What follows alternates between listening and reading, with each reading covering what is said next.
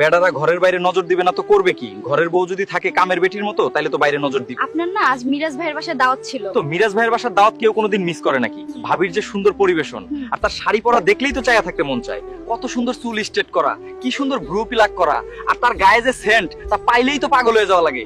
আর হাতের নখগুলা যে সুন্দর, চাইয়াই থাকতে মন চায়। যাইয়া দেখো একদিন। আর তোমার কি অবস্থা দেখছো? হাতের দিক চাওয়া যায় না, মুখের দিক চাওয়া যায় না, চুল থাকে সারাদিন খোপা করা। অবস্থাটা কি তাকায় দেখছো একবার? ভাবির মতো হইতে পারো না। সারাদিন খালি ভাবিরেই দেখছেন। ভাবির বাসায় কোনো খাওয়া দাওয়া করেন নাই? আরে খাওন দাওন মানে?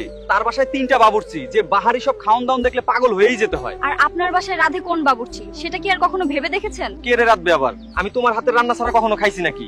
আপনি এইদিকে আমার রান্না ছাড়া খাইতে পারেন না, আর ওইদিকে আপনার ভাবির বাসায় 3টা বাবুর্চি রান্না করে। তাই তার নখ এত সুন্দর, কারণ তাকে মাস্ক করতে হয় না। আমাকে মাস্ক করতে হয়, কাপড় ধুইতে হয়, আর এসব করলে কাজের মানুষের মতোই থাকা লাগে। সুন্দর শাড়ি পরে আর পারফিউম দিয়ে থাকা যায় না। আরেকটা কথা বললেন না, আপনার ভাবির চুল সব সময় স্ট্রেট করা থাকে, কারণ আপনার ভাবি ব্যাংকে চাকরি করে, তার আলাদা ইনকাম আছে, সেই টাকাতেই সে পার্লারে যায়। আর আমি তো আপনার উপর ডিপেন্ডেন্ট, আপনি তো আমাকে আলাদা কোনো টাকা দেন না খরচ করার জন্য। আর টাকা দিলেও আমি পার্লারে যেতাম না, কারণ আমার কাছে পার্লারে যাওয়া ভালো লাগে না। আমি বছরে 2-3টা জামা দিয়েই দিন পার করি, যাতে আপনার কিছু সাশ্রয় হয় এবং সংসারে আয় হয়। না হলে আপনি যদি আমাকে 5,000 টাকার জামা এনে দিতে পারেন, তবে সেগুলোও আমি অনায়াসে পড়তে পারবো। আর আপনার ভাবি তো অফিসে যায় এবং রাত 8টায় ফিরে আসে।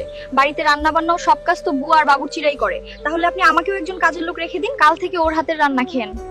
আরে আমি তোমার হাতের রান্না ছাড়া খেতে পারি না, তুমি জানো তো? আমার শুধু তোমার হাতের রান্নাটাই সবচেয়ে বেশি ভালো লাগে। আমার রান্না ছাড়া খেতেও পারেন না, আপনার বাবুর্চিও আমি, আপনার লন্ড্রিও আমি, আবার আমাকে চান আপনার ভাবির মতো। মনে রাখবেন, একজন স্ত্রীর তেমনি থাকবে যেমন তার স্বামী রাখবে। এই কথাটি চিরন্তন সত্য, কারণ সম্পর্কের প্রতিটি সুখ ও দুঃখের ভাগিদার হয়েই সংসার সুন্দরভাবে গড়ে ওঠে।